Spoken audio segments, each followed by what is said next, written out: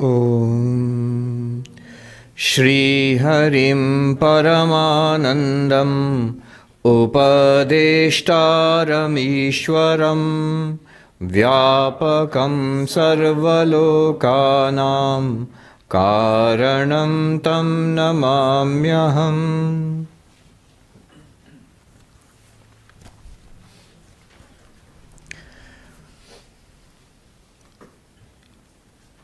Vedanta is overcoming ignorance about ourselves through knowledge about ourselves. Atma Jnana, knowledge about the Atman. Atman means the self. How does one come to this knowledge about oneself? The process is Shravana Manana Nididhyasana. Shravana literally means hearing. Hearing these truths, which means studying what we have been doing here. Studying these truths again and again. Manana, which means contemplating these truths, reasoning it out, asking questions and finding the answers to those questions, finding clarity. Then the third one is Nididhyasana, is to stay with the clarity, to understand what the teachings are, to get clarity about it. There's a difference between understanding and clarity. What's the difference? I may now understand what the book is trying to say, but let's put it this way. Instead of saying understand, I may now say I know what the book is saying, but I do not understand. I'm not very clear about it. I've got many questions. Then you are in the second stage where you ask these questions and you reason it out.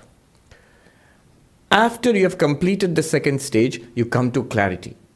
One comes to clarity. Not only do I know what the teachings are, but I understand it. I get it. Then comes the third stage, Nididhyasana, which is dwelling on this knowledge, which is soaking it in, which is stabilizing yourself in this knowledge.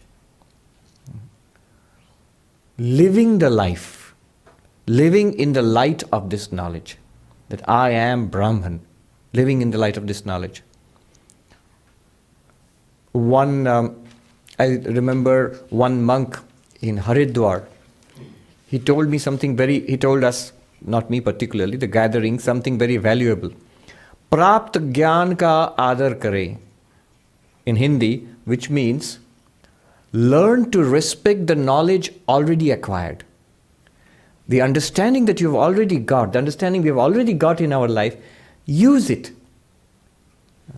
The insight that we have already generated, use it means dwell in it, stabilize yourself in it, try to live life according to its light, whatever you have understood. That's the way to make progress. Prapt Gyan ka adar kare. Whatever we have reached so far, whatever understanding we have reached, try to live it in day-to-day life, then one can make progress. A similar saying I remember, a famous psychoanalyst in this country, Erich Fromm. I think I saw somewhere an Erich Fromm Institute also, here in Manhattan. Erich Fromm, in one of his books, he says, insight separated from practice remains ineffective. Insight separated from practice remains ineffective, or insight without practice remains ineffective.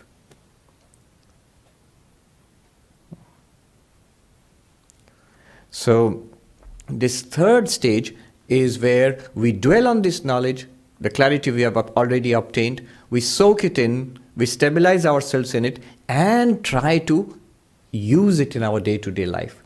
Use it means, remember, the whole purpose of Vedanta was overcoming of suffering and attainment of bliss. That in Sanskrit, Atyantika Dukkha Nivritti, complete cessation or transcendence of suffering, and Paramananda Prapti, attainment of bliss. Now that was what was promised. So let's see if it works. Am I able to overcome the problems, the physical problems I have got, mental issues that I have got, any kind of problems that I have? Can I rise above it? Not that it will be solved. Physical problems have to be solved. at the physical level or have to be born. Mental problems likewise, relationships problems likewise. If there is a remedy, you have to apply it. Otherwise, you have to bear it. My own prarabdha karma is generating this, and there seems to be no remedy. I have to bear it. But inwardly, am I affected or am I serene? If I have that inward undisturbed serenity, calmness, it does not make any difference to me. Peace within. Then Vedanta has given its results. To the extent I can maintain that inward calm and serenity, to that extent I can claim that Vedanta is working. If I cannot, if I keep getting upset, if I cannot recover from the being upset, then at least it should get better. It shouldn't get worse. Earlier I was upset because of what people used to say to me. Now I'm upset because of not only worldly reasons, what people say to me, but because Vedanta is not working. That's why also I'm upset. Extra Vedanta problem now. Added to samsara problem. That should not happen. For that, nididhyasana is prescribed. This nididhyasana, dwelling with this knowledge, the clarity, staying with it. This is called in Sanskrit jnana nishtha. Nishtha literally means in Sanskrit and in many Indian languages, it means dedication. Jnana nishtha means being stabilized, living the knowledge. Walking the talk. Yeah. So jnana nishtha means living your life in the light of this knowledge. That's the stage we are at now. One insight here is, there is something called Shraddha, faith. That comes at the beginning of our spiritual journey. That sustains us through our spiritual journey.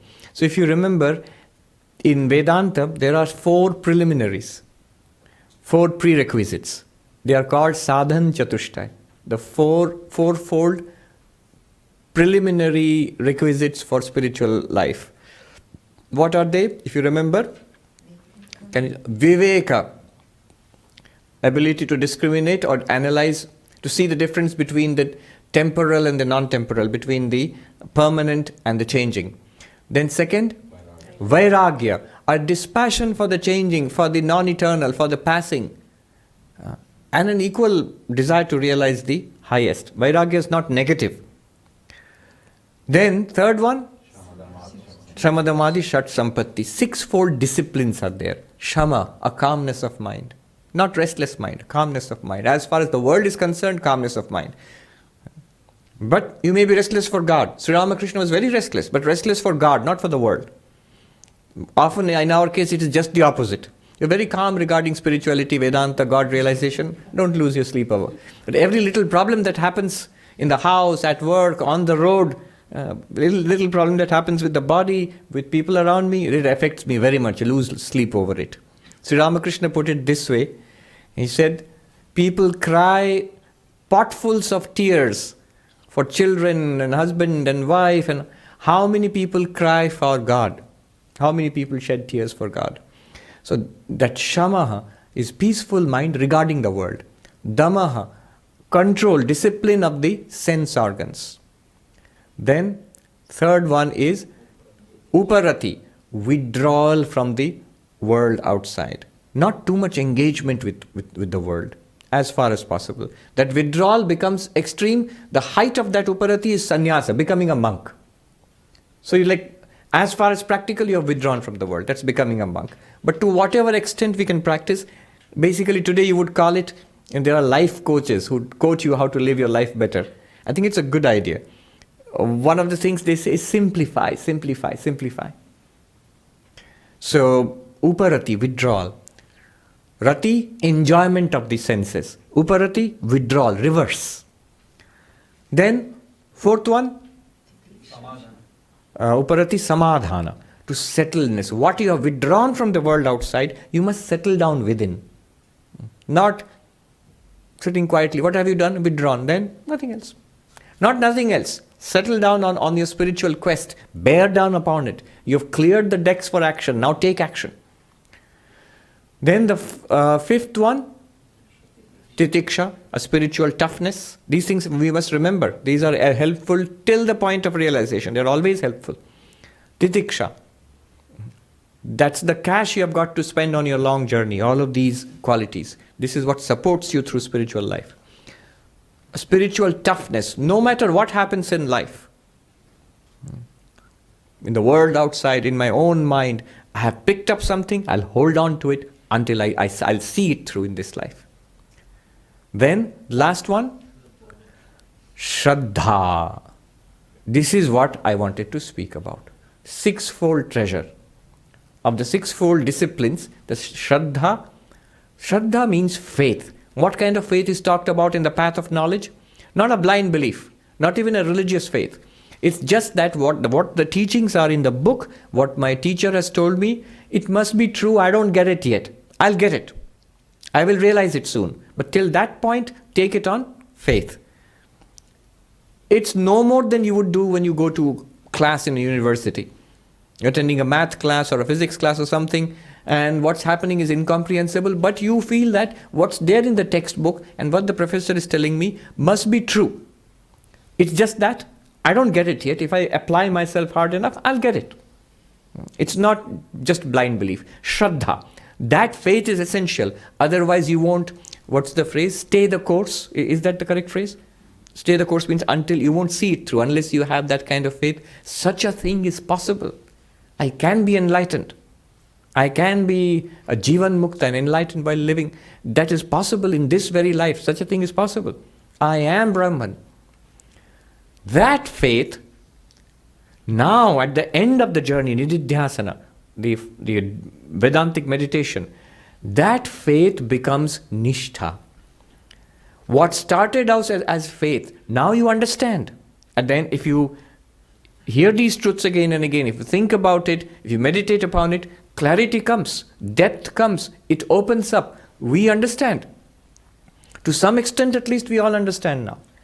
Now that you have understood, it's no longer a matter of faith.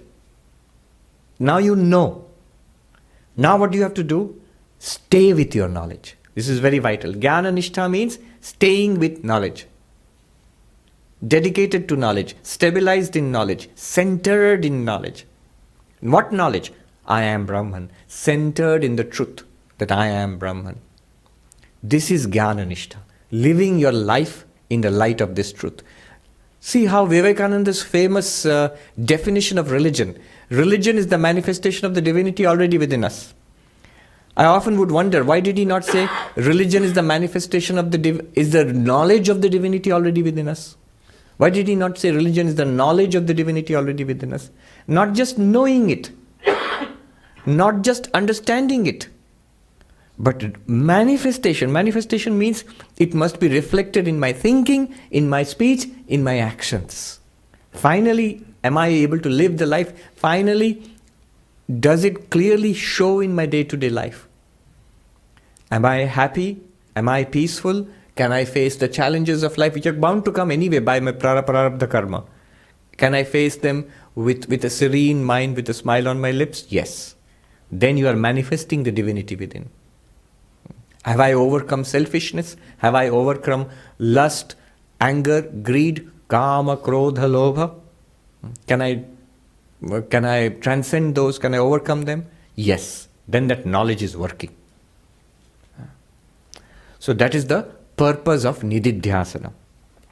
It leads to Jnana Nishtha. Jnana Nishtha, staying in the knowledge, I am Brahman. Now, don't mistake this for that I'm continuously thinking, I am Brahman, I am Brahman, I am Brahman. What are you doing? Jnana Nishtha, Nididhyasana. See, continuously, consciously, always remembering that I am Brahman, that's a practice. That is what Nididhyasana is. There's no doubt, consciously remembering it. But one should come to the stage, enlightenment is the stage where you don't have to consciously remember it. It becomes part of your mental makeup, it becomes your identity. Your second nature, your first nature, your reality itself. If your name is John, do you keep repeating, I'm John, I'm John, I'm John, I'm John? What would you like in your coffee? I'm John, I'm John, I'm John. No. I don't want to forget that I'm John. No, you will never forget. It's your name. It's always, the sign is that it's always available to you. The moment somebody asks, what's your name? I'm John.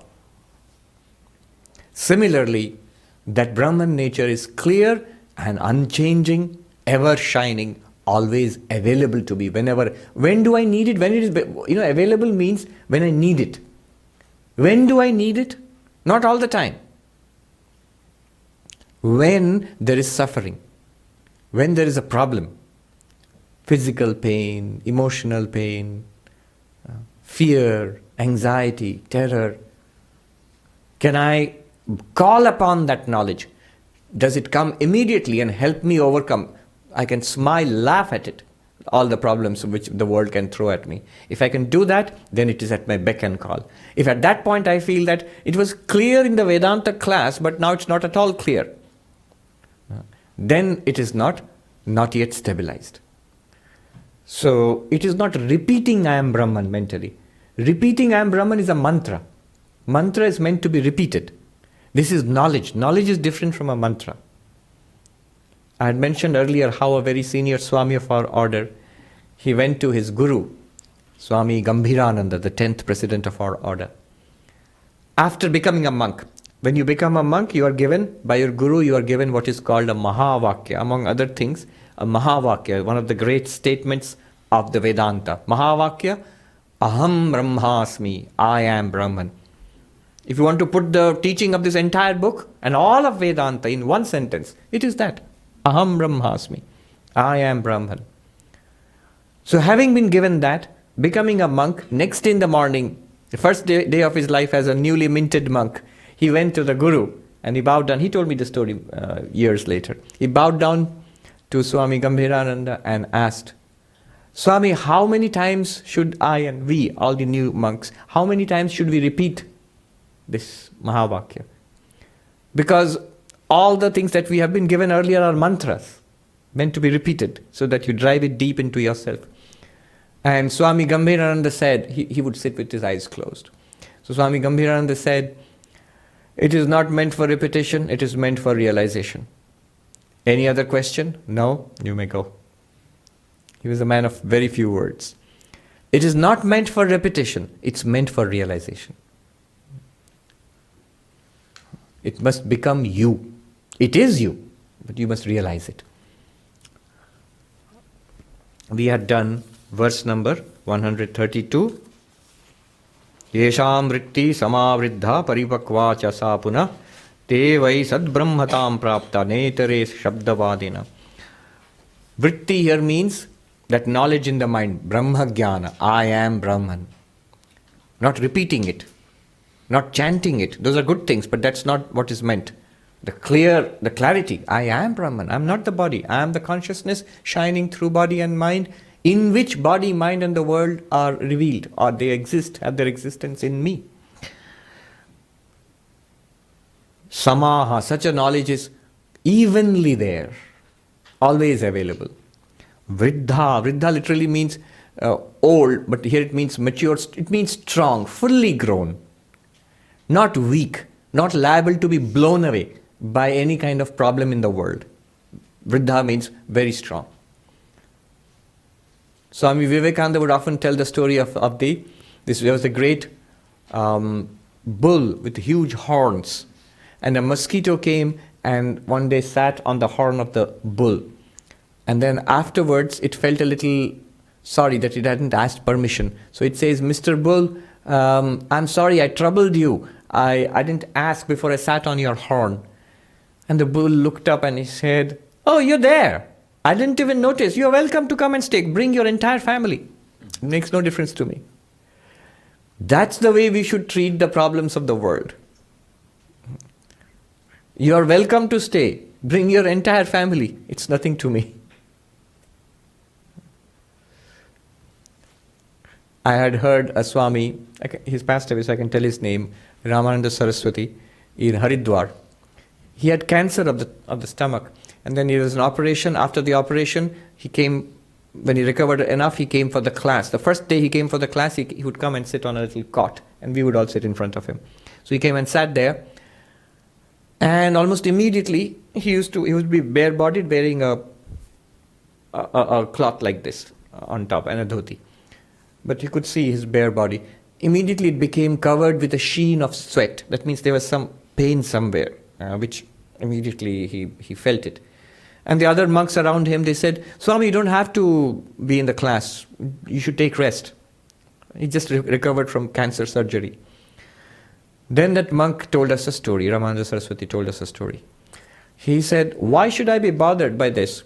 Listen, there was once this old lady who had a little cabbage patch in a little place where she grew her little vegetables at a small piece of land. And the birds would come and peck at it, so she had a tin box which she would bang and the birds would fly away. One day, an old camel, he was wandering around there. He came into that garden and started chewing up the vegetables, and the old lady rushed out and she banged the tin. And the camel, of course it could speak, presumably in Sanskrit, I don't know. The old camel said, what are you doing? Lady, don't you know I'm an old war camel, retired, a veteran. I have been in so many wars. In fact, the Indian army even now has camels. I think they should be obsolete by now, but they still have, in the parade you see. So, camels. There used to be camels in war, and horses and elephants and so on. And sometimes some of the camels, you would have big drums on the back of the camel. And this camel said, war drums used to be played on my back. I wouldn't be afraid of that sound. Will I be afraid of your little tin box? In Hindi, let me tell you in Hindi, those who understand, it's more powerful like that. मेरे पीठ पर कितने ही युद्ध के नगाड़े बज चुके हैं, मैं तेरा टीना से डरूंगा बुढ़िया. So will I be afraid of your little tin box? Then the Swami said, looked at us and he said, on me, I am that existence itself in which universes are created, universes exist and universes dissolve into me. Will I be afraid of a little tummy pain? No, we'll have the class. So that's the thinking.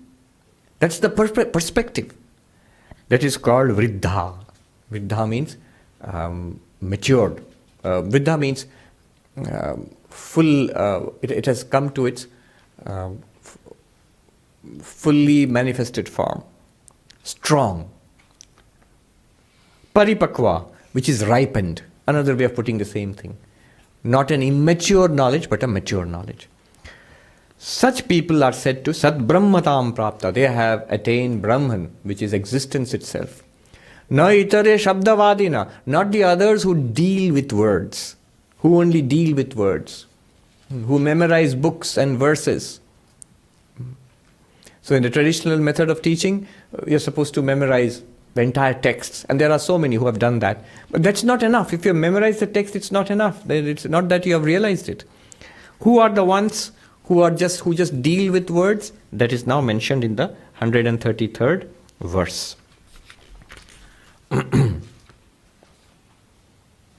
Kushala brahmavartayam vrittihina suragina te apyajnanataya nunam punarayanti yanti cha. Those who are experts in Vedanta, talking Vedanta, but they do not have that knowledge, I am Brahman, full of desires, unsatisfied desires. Such people, are they liberated? Has Vedanta given them liberation? No. Such people go on in the cycle of birth and death. They will be reborn and they will die and they will be reborn. They come and go. Why? Ajnanataya nunam. Surely they are ignorant. They have knowledge about all the texts. They have studied Vedanta for years maybe. I know it all. But I don't feel that I am Brahman. I cannot honestly claim that I am Brahman. In that case, it has not worked yet. So he says, Kushala Brahma Vartayam. Those who are experts, maybe a philosophy degree, maybe gives talks on Vedanta, Aparokshanubhuti talk, maybe has written books on Vedanta, quite possible, and yet feels, I have not realized it yet. Kushala Brahma Vartayam, experts in explaining Vedanta. There are many such people who can, and it's not a bad thing as long as one does not pretend. One teacher told us, being enlightened and still declaring oneself to be that you are walking on the path and you are just like anybody else trying to get enlightenment, that's much safer than the opposite, not being enlightened and declaring oneself to be enlightened. Then you misguide other people and your own progress is blocked. Because you think, I've got it, I know it. That's a particular danger in the path of knowledge. One feels, because of the understanding in the intellect, one feels one has got it. And yet, you will see the sign will be, there will be curious contradictions in the speech and the behavior of the person. You'll say, I am Brahman, yes, I understand, and can convince you also. But when it comes down to day-to-day activity, flies into a fury. One Swami told a story about a person, there was kirtan going on. Kirtan, loudly singing the name of God and dancing. And person was taking the name of Krishna, singing and dancing. Face became red. And with so much emotion, completely oblivious of the world, singing and dancing. And then, it's a true story, then this person who told me, they went back with that person to the place where they were staying. And this man, who was so full of the divine mood, he went there. He was a rich man with servants and all. This happened some 60, 70 years ago. He went there and he found that his pitcher, his jar of water was broken. The servant had made a mistake and it had slipped and fallen. This poor guy was standing there trembling, and the master comes home with his divine mood of, and say, who did this? And then it was revealed that the servant had done it, and this man, again his face became red, and he started beating the servant actually. Now imagine, within half an hour, face is red with emotion for Krishna. Within half an hour, face is red with anger and beating the servant. Now what happens? What is this? This should not happen. If one is stabilized in this knowledge that I am Brahman, here or in devotion, I am the child of Krishna, or I am the devotee, the lover of Krishna. That attitude should not slip away. This is a contradiction between what that person is saying and what that person is doing. He says, Suraginaha, full of desires. Raga, dvesha. Raga means strong attractions to worldly things. I know it is impermanent. I know Brahman is permanent. I have vairagya for the world. All of that I say. But I have strong attachments and likings for certain things, strong hatred and disliking for certain things and people. Then that shows knowledge is not yet steady. It's like a child goes to a museum. It's a well-known, actually, a Tamil analogy I heard. A child goes to a museum with his father, and there are wooden sculptures, and there's a big elephant suddenly in front, and the child gets terrified and hides behind the father. Now it's a wooden elephant, and the child is scared. Child thinks it's an elephant. Child doesn't know it's made of wood. The father knows. Father also sees that it looks like an elephant, but it's not an elephant. There's nothing to be scared of here. That's the difference. The person is stuck on the name and form. It is something to be terrified of. If you know everything is Brahman, why are you terrified of this thing and you hate this thing and you want the other thing and you really desire the other thing? Why? Because they're all Brahman. Why should you prefer one over the other? The child is terrified of the elephant because he thinks it's a real elephant, name and form. The father is not, because he realizes, though it's a terrifying form, right in front of you, a huge tusker, but it's not a tusker, it's wood. Similarly, if you realize all is Brahman, one sign will be raga, dvesha will go down. This intense pull towards certain things, kama, lust, passion, intense hatred, anger, dislike for other things, other people. This sharp likes and dislikes will even out. Because you know the reality behind everything is Brahman. Even the bad will seem not so bad at all. Suraginaha. But an expert in Vedanta will even convince you that's also perfectly all right. How? He says, I am Brahman, all those desires are at the level of my mind. I know I am Brahman, all the desires, anger, hatred is the level of the mind. What's wrong with that kind of reasoning? Can you tell me? It's duality. Yes. You're giving two realities, the mind and Brahman. I am Brahman and there's something else called the mind and it has its own desires and that's operating in its own level. If you know you are Brahman, Satchidananda, you are Purnam, complete, what would you desire in the world for completion? Nothing. If it comes by your prarabdha, very well and good. If it does not come, that's also perfectly all right. I don't know if you'll understand this, it was very funny. A very senior monk once in Belur Mutt, I went to the place where he was sitting in his office and he would deal with the newcomers, those who came to be monks. And the senior monk, this Swami, would teach in a very nice way, a very simple way. But often because it was so simple, people did not understand the profound nature of his teachings. He was sitting in the office and this is the headquarters of the Ramakrishna order. And this young boy has come to become a monk. And the Swami is trying to talk to him and try to understand his mind and try to tell him what it means really. And he rings for tea. There's a guy who does that, who brings you tea if you ring for, if you are a very senior Swami. If you ring, you will not get tea. So he rings for tea. And while the monk was talking, I was sitting nearby. Then somebody came in with the tea for all of us. And the monk suddenly pointed out to that young boy, see, I rang for tea and the tea came. But it might not come also.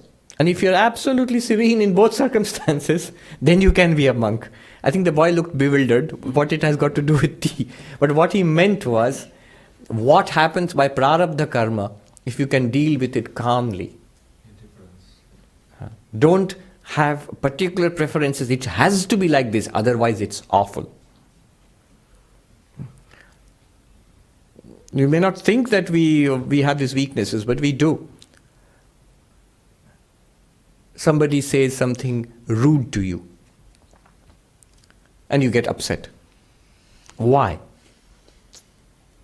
You might say, he said something rude, that's what I got upset. But you know what's behind that getting upset? The axiom that we are operating on, although if I say it aloud it sounds silly, but if you actually the axiom you're operating on is, everybody all the time should be nice to me. Everybody in the world, all the time, all through my life, should be nice to me. If I say it aloud, it sounds silly. But that's exactly what most of us believe. Otherwise, there's no occasion to be upset if occasionally somebody comes and is rude or abrupt with us. Why? Whoever said that everybody in the world will be nice to us all the time? No.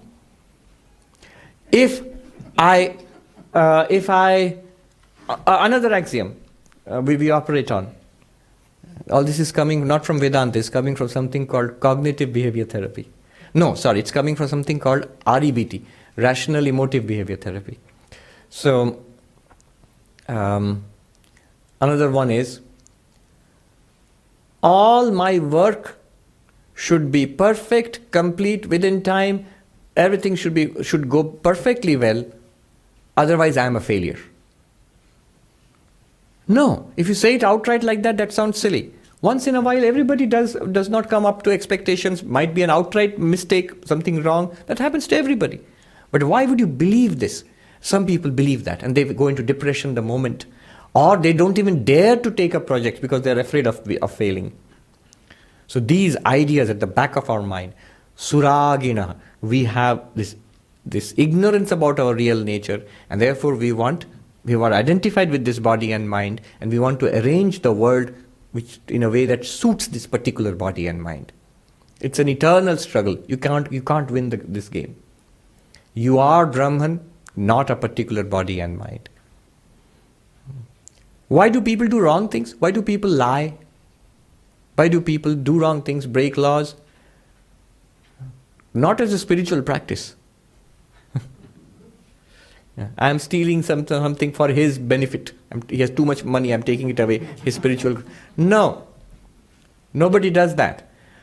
All the time, whenever we do anything wrong, immoral, which we know to be wrong, it's because we could not control our passion, our anger, our greed, kama, krodha, lobha. Majority is because of this. Sometimes we do things because of fear. Somebody else, something worse might happen, so I will tell a lie now. Because of these reasons we do things which are wrong. If you are calm and confident and serene and safe, you wouldn't feel like doing anything wrong. Suragina. And people use Vedanta to justify it sometimes. That's why he's saying that Kushala Brahma Vartayang, those who are experts in teaching or talking about Vedanta, only talking about it. In Sri Ramakrishna, there was a monk in Dakshineshwar who would tell lies. And Sri Ramakrishna scolded him, "You're a monk, why do you tell lies? You talk about Vedanta and you tell lies." And the monk said, the whole world, see, lie in Bengali or Sanskrit or Hindi is mithya. Mithya means a lie. Whole world is mithya, a lie. That's what Vedanta teaches. Why are you only catching my lie? Sri Ramakrishna was dumbfounded. What do you say to such a person? I would rather protect my weakness than come out of it, transcend it and rise above it. Rather justify my weakness. Then Vedanta is not only not working, it's positively doing harm. It's stopping me in my spiritual progress. So Sri Ramakrishna had very harsh, abusive words for such kind of Vedanta. Kushala Brahma Vartayam Vritti Hina. Those who do not have that knowledge. Just the opposite. So, about such people, what it is said? Those who do not have this knowledge and are prey to their likes and dislikes, raga, dvesha, punar ayanti yanticha. After death, will they be free, enlightened? No. They will come back again. Just like any ignorant person, because ajnanatayanunam, surely they are ignorant. Just like anybody else. This is a kind of learned ignorance. I can tell you the truth, but I don't feel it myself. So, that kind of ignorance that leads to cycle of birth and death continuing, perpetuated. You see, moksha, liberation, you can put it in two ways. One is, when you realize I am Brahman, you are freed of suffering and you attain bliss. Dukkha nivritti paramananda prapti. That's what I said first. But the other way it has been understood in India has been that you are freed of the cycle of birth and death. So that's what he's saying. You'll not be freed of the cycle of birth and death if you get stuck in the words themselves. Somebody was joking in the monastery there. After reading all of this, now I feel it's better not to read Vedanta. No, don't go so far. You have to read Vedanta, you have to practice Vedanta, you have to live it and get its benefits. That's what is being meant here. What about the opposite? Those who have this knowledge and they dwell on it and absorb it. Next verse.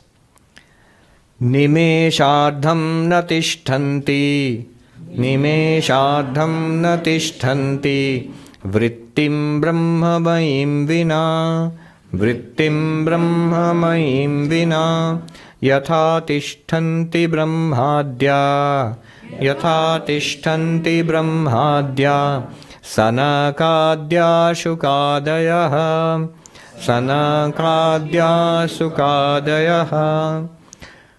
Those who are sincere, genuine, what do they do? Once they have understood Vedanta, what do they do? Nimeshardam natishtanti vrittim brahmamayim vina. Without that Brahmamay vritti, I am Brahman, they continuously choose to dwell upon it. Consciously first, by the practice of Vedantic meditation. You say, how do I do that? Well, don't ask that. We did 15 techniques, which Shankaracharya pointed out. Use any one or more or all of them and dwell continuously. How long? How long do you have to dwell on it? 1 hour in the morning, 1 hour in the evening? He says, Nimeshardham natishtanti. Not even half a minute should go by without dwelling on Vedanta.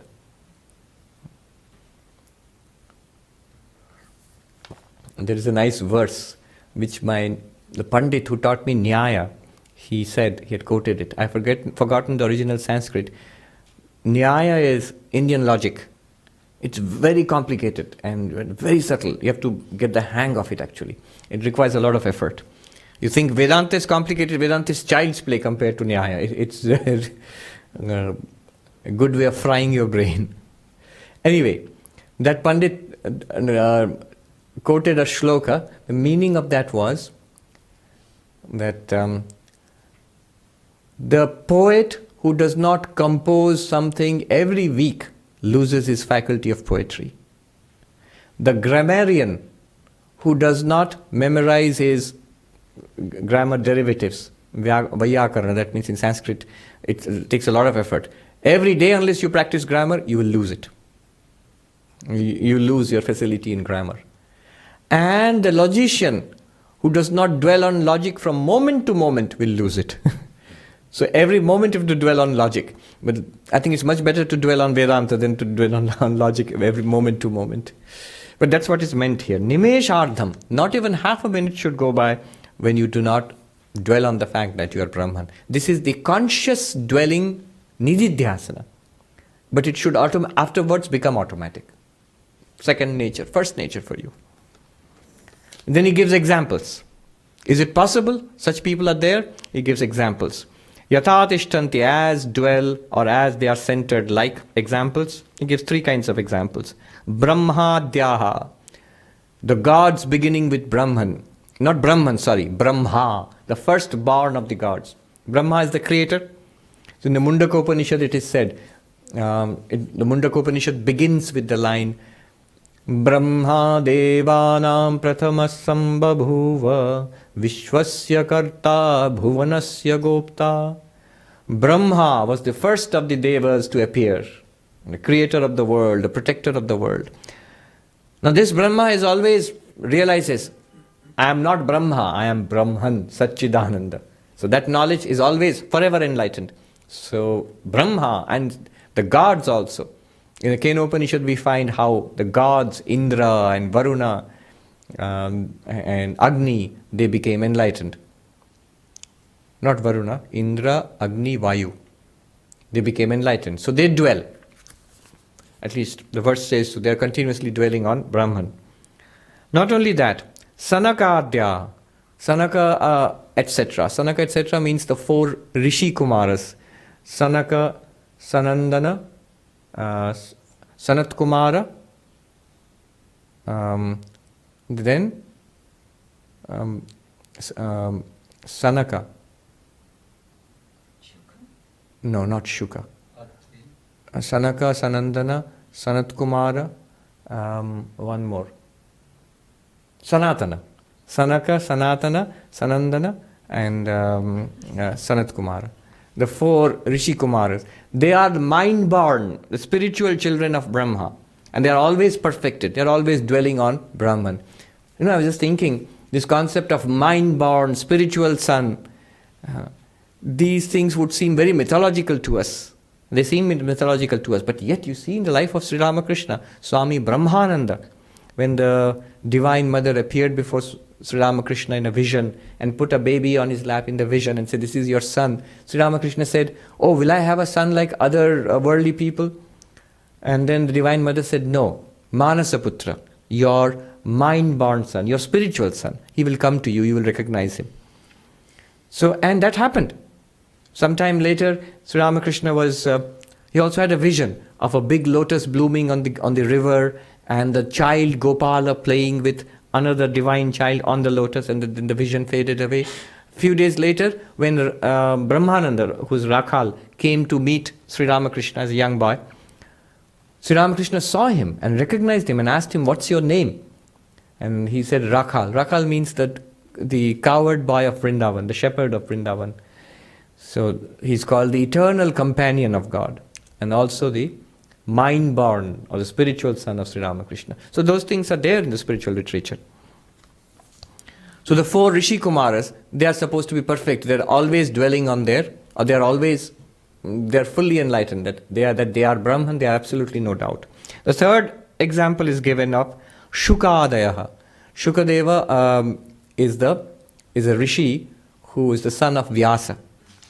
He is regarded as being perfect. Some who saw Sri Ramakrishna, I think it is Duryanandaji who when he first saw Sri Ramakrishna, he said, is this Shukadeva, the great Paramahamsa we find in the scriptures? He looked like that, according to Hari, Duryananda. So Shukadaya, rishis, ever perfected sages like Shuka, they all dwell on their Brahman nature. For them it's always available. They always know that they are Brahman. Alright. So such people are there. These are meant as inspiration to us, so that we dwell on it more and more, that on our own Brahman nature. Use everything. You don't have to use only the 15 techniques of Vedantic meditation given here. The same thing can be done through devotion. Repeat the mantra, feel the presence of your Ishta Devata continuously, the divine presence in your heart. That is the approach through faith. In every way one can do this. Sri Ramakrishna said, Shiva Jnana Jiva Seva. All sentient beings are actually Shiva. Keep that in mind and serve everybody. Now when you serve everybody, trying to keep that in mind, that itself is a kind of dwelling in the divine. But this is a most direct way. The divinity is directly available within you, in your own experience. Try to dwell in it. Use all these techniques.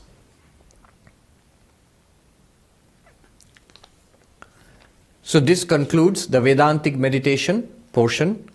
And now we have some time.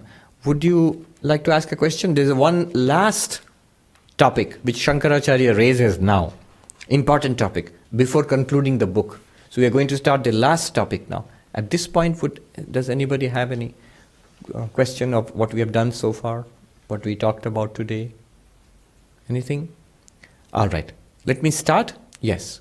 And we said that you should not be repeating I am Brahman. How is Vedantic meditation when you are indirectly doing that? Yes. One is the answer to your question. The question was, it should not be a repetition. Aham Brahmasmi, the knowledge is not meant to be repeated. It's not, the sentence Aham Brahmasmi is not meant to be repeated like a mantra. That's what I said. That's not the purpose. You can repeat it. It's a good practice, but that's not what is meant here. What is meant here is that the knowledge that I am Brahman, the clarity which comes, dwell on that. You're not repeating a sentence. You know something, stay with that knowledge. Keep your attention on that knowledge. Suppose I say, if you ask what is this? So altar. I say, no, it's wood. Look at it as wood. You say, okay, I can see that it's wood. What did you do? You changed your perspective on it. Now I say that dwell on that perspective that it is wood. Keep on dwelling on that. Then you're consciously dwelling on a perspective, but you are not repeating a mantra. The altar is wood, altar is wood. You're not doing that. You know it is wood, and you know that knowledge you are sticking with it. Similarly, we have understood this is all Brahman. My own reality is Brahman. That understanding, stay with it consciously, Vedantic meditation. But even that's not the final thing. What I meant was staying with that consciously, that makes it your, as you said, second nature or first nature. Then you don't even have to stay with it consciously. Just as you don't have to stay with your name consciously. Your name is always available to you. So distinguish between these three things. Using a mantra, which means repeating something. So you're using a Krishna mantra, Krishna, Krishna, Krishna, Krishna, repeating it. Dwelling on knowledge, different from using a mantra. You have understood something, you keep your mind on that understanding. Using all those 15 techniques, you will see they're all 15 different ways of keeping your mind on that understanding. Do you remember, for example, pranayama? Breathing in, you keep your mind on that knowledge that I am Brahman. Breathing out, you keep your mind, you notice that this world is mithya, an appearance, it's name and form only. Breathing in, I am Brahman. Holding the breath, I am Brahman, stay in that knowledge, that awareness. You see how pranayama, control of the breath, has been transformed into staying with the knowledge. Yes. In your mind you are saying. Saying means, it's like, saying means what? You're using it to point to the knowledge. You're not using it as a mantra. This thing must be understood. You must, do you understand what's the difference between saying, say, repeating Om Namah Shivaya, Om Namah Shivaya, Om Namah Shivaya, Om Namah Shivaya. And if I repeat to myself, I am Sarvapriyananda, I am Sarvapriyananda, I am Sarvapriyananda. What's the difference between the two? Can anyone tell me? What's the difference between the two? Yeah, well, you are pointing to yourself in the second one. Yes. Om Namah Shivaya, I'm pointing to myself, and this I'm pointing to what is a fact to me. Yes. Om Namah Shivaya is not a fact to me. Yes. It's a practice to me. So I think what happens when I had tried to do this with the inhale, exhale, first 2-3 times I can keep that as the truth, but then I think it becomes a repetition. Right, it can happen. The emphasis should not be on the inhaling, exhaling, or even on the Aham Brahmasmi, Jagat Mithya, not even on that. The emphasis should be on the knowledge which is gained earlier. That Aham Brahmasmi will immediately become a repetition unless that clarity is there. So in the initial stages, the importance is given to Shravana, to hearing these truths again and again and again till not just one book, different ways. Luckily Vedanta has a wide array, a spectrum of books which it will give you. And think about it again and again, then clarity comes. Hear it again and again, think about it, ask questions. These are important things. Don't rush into Vedantic meditation. If you rush into Vedantic meditation, what will happen is, kind of vague understanding will come and quickly it will become repetition, a mantra. Swami, this will be like policing whatever really comes into your mind and comparing them with the knowledge you acquire. Is that it? No, don't give too much importance to policing it. Well, what I mean is not being a police, but being aware of it and comparing it. No. You see, that is a yogic approach. I am not thinking of Shiva now. Let me think of Om Namah Shivaya, Om Namah Shivaya. That is a yogic approach, mantra yoga. My vritti should not be anything else except Om Namah Shivaya. That is mantra japa, repeating the mantra. Okay. Whereas this is, let any vritti come. Let any vritti come. I can use it to become aware of my Brahman nature. Suppose something comes. Today was a very nice day. Or today was a cloudy day. Cloudy day, this whole thought is shining in my awareness. That awareness is an unlimited awareness, eternal, unchanging, self-effulgent, existence, consciousness, bliss. I am Brahman. I notice that. What did I do? I used the vritti to become aware of that ever-present consciousness. It's like, I show you, the point is to be aware of the light. I show you the book and you say, book is unimportant, it's shining in the light.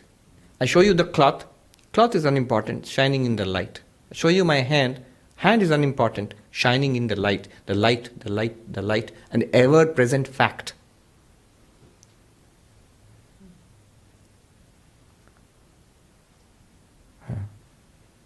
It's there.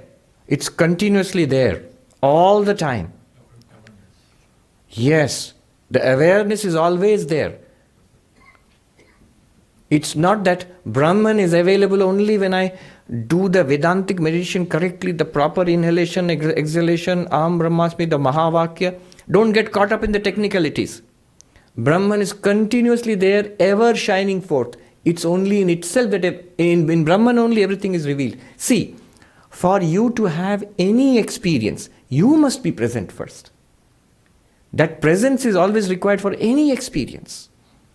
Meditation, not meditation, yogic meditation, Vedantic meditation, driving a car, attending a class, being angry with somebody, don't be angry, but whatever, eating, drinking, walking, talking, enjoying, suffering, whatever experience, it is that consciousness alone.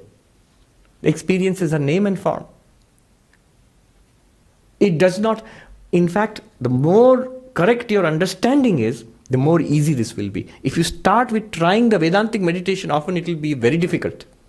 It will become either you sit, mind becomes blank, or it becomes a repetition, or you get a headache, or all three.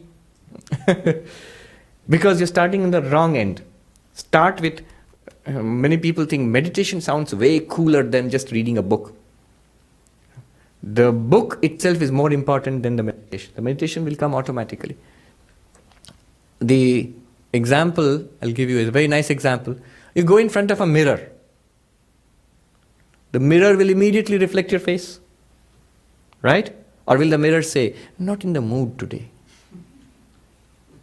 I am not concentrated. Let me try some face meditation, then only I'll be able to reflect it correctly. Naturally it will reflect. The very presence of the mirror leads to reflection. This particular process, this understanding, it will naturally take you to the ever-present Brahman. Then meditation becomes very easy. But if you start with the meditation without the clarity and knowledge, it becomes a struggle. Swamiji, we have heard many times that Brahman is beyond mind and speech. Yes. So when we say the knowledge of I am Brahman, how do we think of this Brahman if it is beyond mind and speech? Very good. Brahman is beyond mind and speech, so I will not start the last topic today. Let me deal with this. I can see a number of you are eager to answer the question because do you remember those who attend the gospel class? Vritti Vyapti Phala Vyapti? Alright. The question here is, we again and again hear that Brahman is beyond mind and speech, and yet we talk about vritti, a movement in the mind, knowledge in the mind that I am Brahman. How can there be a knowledge in the mind that I am Brahman? Brahman cannot be grasped by the mind. Brahman is beyond the mind. Again and again we hear, avang manasa gochara. Yan, the beyond mind and speech. Yan manasana manute, what the mind cannot think of. Different Upanishads, we hear this. Now you keep on repeating, give so much importance to knowledge of Brahman and stay with that knowledge. 15 techniques, and those who do not do this, they will go round and round in the birth of death. Those who do this are blessed, so on and so forth. But how can the mind have knowledge of Brahman? Do you remember the answer? This is a standard question. In the monastery, when the brahmacharis are trained, one question is, at the end of the year, one of the topics which comes up is, some of the Upanishads say Brahman is beyond the mind. You can't, it cannot be, mind cannot have knowledge of Brahman. Brahman is beyond the mind. And other Upanishads say, Manase Vedam Aptavyam, will come to you. Manase Vedam Aptavyam. It can be known only by the mind. It cannot be known only by it cannot be known by the mind, it can be known only by the mind. How do you reconcile these two? Would you like to say something? Yeah, a possible answer. Wouldn't Brahman be the one who's seeking to recognize itself? True. It is true. Yes. But how do you have knowledge in the mind? Yes? Knowledge can remove ignorance on the place of ignorance and on the locus of ignorance and the place of knowledge, I say. But Brahman is not in the mind, then how can it happen? So mind has two, vritti, vyapti and phala vyapti. Okay, you are giving my answer. Knowledge you need only vritti, vyapti, phala vyapti, not. Let me repeat that answer. That's the correct answer. Let me repeat that for the internet audience because they can't hear it unless you speak it into the microphone. The quick answer to all of this is this. First of all, we must understand what is knowledge. How does the mind get knowledge? Epistemology. We need some Vedantic epistemology. How do we get knowledge? According to Vedanta, what happens is, see, for example, when you look at any particular object, this light is reflected from this, it comes to the eyes, from the eyes an image is formed, that is transmitted somehow through the nerves to the optic centers of the brain, where somehow this is reconstituted, because what comes from outside is light. The book doesn't enter your eyes. Light enters your eyes. What goes from the eyes to the brain is just electrical impulses from the synapses of the neurons. From electrical impulses, how does it become the image of a book in your mind? Don't know yet. We don't know. But it happens. Clearly you are getting this information in your mind right now. This information, when it comes to the mind, it leads to a movement in the mind. Imagine the mind as a lake, and throw a pebble into that lake, it will send out ripples. So that movement in the mind, this impulse which comes from outside is like a pebble you throw into the lake of the mind. It generates a movement in the mind that is called vritti. What that vritti does is, it orients the mind towards the object of knowledge. That's a fancy way of saying that now I am thinking, I'm seeing a book. And simultaneously what happens is, Brahman or consciousness, pure consciousness, which is reflected in the mind, which shines in the mind, it reveals that vritti. The movement in the mind is now revealed by the consciousness shining in the mind, the reflected consciousness, chidabhasa. So two things happen in knowledge. One is, somehow whatever you want to know has to enter the mind, first of all. Unless the mind is involved, no knowledge is possible, nothing. Whether it is seeing something, hearing something, smelling, touching, tasting, remembering, understanding, feeling, loving, hating, whatever, pleasure, pain, whatever, it has to be a movement in the mind. That movement in the mind is called vritti. It focuses the mind on the object of knowledge. And the consciousness reflected in the mind illumines that vritti. Naturally, because the consciousness is there, it shines upon it. The moment it shines upon that vritti, you get the feeling, I know the book, I see a book. I see a book is the movement of the mind, and the knowledge, that flash, yes, that is the consciousness revealing that movement of the mind. When you understand, when you crack a math problem, the mind does all the work, churning away at it, thinking about it. Consciousness just keeps on revealing all of it. So two movements, two things are there. One is called vritti vyapti, one is called phala vyapti in Sanskrit. Vritti vyapti means the mind must pervade the object, literally speaking. That means mind must literally take the shape of the object. This object must come to the mind somehow. Through eyes, through ears, through smell, touch, taste, memory, understanding, intellect, somehow. It must create a movement in the mind. And second, the consciousness there, the reflected consciousness, should reveal it. It will automatically happen. Whatever comes in the mind is automatically revealed by consciousness.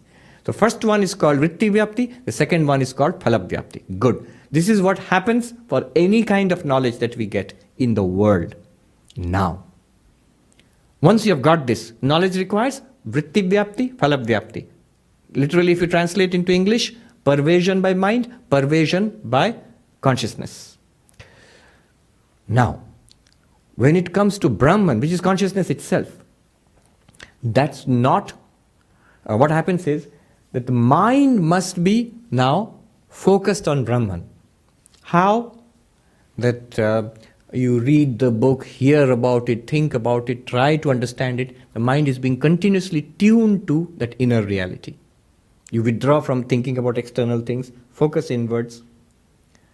And at one point, when you have got it right, what will happen is, not that the reflected consciousness in the mind will reveal Brahman there. Rather, Brahman which is shining is self-revealed. Brahman is self-revealed. The consciousness in the mind does not reveal Brahman. In terms of the two terms which we define, vritti vyapti, phala vyapti, pervasion by the mind, vritti, is there. But phala vyapti, pervasion by the reflected consciousness, not there, or one school says not necessary. I gave an example last time which is very effective. Imagine the room is dark and outside it's sunlight, bright sunlight. Now I want to illumine things in the room. I want to see the things in the room. What do? I take a steel plate, a shining surface, and I focus the sunbeams on whatever I want to see. Sunbeam comes and strikes my shining plate disc, and I focus it on the different chairs and things in the room. Wherever I focus that sunbeam, the reflected sunlight goes and illumines that object. Now that focusing the disc is vritti vyapti. And the little sun shining on that disc from the real sun, shining on that, the reflected consciousness, that or reflected light, that going and illumining what I focused it on, that is called phala vyapti. That's how I see things in the room. Now, room is like the earth, like the world. And the disc is like the mind. And the little sun reflected in the disc is like the reflected consciousness, chidabhasa. And the real sun is the real consciousness, Atman, Brahman, whatever you call it. Now suppose I want to see the real sun. Then what do I have to do? I have to turn away from the world towards the sun. The disc is turned away. That means the disc has to be focused towards the sun. The mind has to be turned away from the world towards God, towards your inner reality. Then what happens? Will you say that the little sun here, now it sends a beam of light back there to the real sun and illumines the sun? No. The sun is shining with 1 billion times more light than that little reflected sun there. It is not even required. That sun is clear. Do you need a pointer when you're looking at the sun? Do you need a pointer there like a... Do you need a pointer? Do you think so? When you're looking with the mind, when looking at the sun, do you need a laser pointer? Which will come pointer. There is the sun. No. The sun is shining so brightly, it floods you with light. There's no way of mistaking it. You are Brahman. Here the sun is something separate from you. But you are Brahman. You shine forth. Only thing, it becomes clear when the mind is focused on Brahman. Focusing is done through Shravana, Manana, Nididhyasana. So, to sum up, answer to your question. Does the mind reveal Brahman? Yes. Does the mind reveal Brahman? No. How? How is it yes? Because focusing of the mind is required. Vritti vyapti is required. That's why Brahmakara vritti, again and again and again. Vritti of the form of Brahman. What is vritti of the form of Brahman? Exactly what it is, there's a discussion about that. But I'll tell you in general terms what it is what is the vritti you generate in the mind when you get clarity after studying this. That vritti. But will it reveal Brahman? No. It will only remove your ignorance about Brahman. It will only focus you, tune you to Brahman. Brahman reveals itself. So, phalavyapti necessary for realizing Brahman? No. Brahman is swaprakasha. It is ever evident. Because phalavyapti is not necessary, we say Brahman is beyond the reach of the mind. It's usually phalavyapti which gives us knowledge of anything in the world. Because it's beyond phalavyapti, not beyond the reach of the mind, beyond the reach of reflected consciousness. Hence, mind, it's beyond mind, we say. Yet, the mind is required. If I don't inquire into Brahman, if I'm continuously engaged with the world, I'll never get that realization. I must inquire. Yes. Maharaj, Thakur says Shuddha Munir Gocho. Yes. Is it the same thing? Thakur said it's Brahman is beyond the reach of the mind, but it is within the reach of the pure mind. Now, in a Vedantic sense, pure mind means 3 kinds of impurities are there. They have to be removed. In Sanskrit, Ajnana, Vikshepa, Mala. Mala means impurity, all the vasanas, the garbage we have dumped into the mind lifetimes. The deconditioning must be there, the purifying of the mind. That is called Chitta Shuddhi, first. Second, mind is scattered. Thinks of 101 different things, keeps flickering from one to another. If you try to meditate, you will see how scattered it is. So it must be concentrated. Chitta ekagrata, concentration. Third, ajnana, ignorance is there in the mind. Ignorance is also a kind of impurity. That has to be removed. How? By jnana, by this. So 3 kinds of impurities, if they are removed, then you can say in Sri Ramakrishna's terms, Shuddhamon, purified mind, mind purified of vasanas or mala, mind purified of distraction or vikshepa, mind purified of ignorance or ajnana. Ajnana, vikshepa, mala, rahita mana. That is pure mind, shuddha mana. That mind will immediately, the enlightenment will come in that mind. Very good. We have a nice discussion. Next class, we will enter into the final topic with Shankaracharya. It's a very important topic. It's basically like you have source code in computer programming. It gives you in a few verses the whole plot of what happened in this book. Very, very nice, very dramatic, and very insightful. He does that. The source code of Vedanta, he will give it to us in 3 or 4 verses. Om Shanti Shanti Shanti Hari Om Tat Sat Shri Ram Krishna Arpanamastu.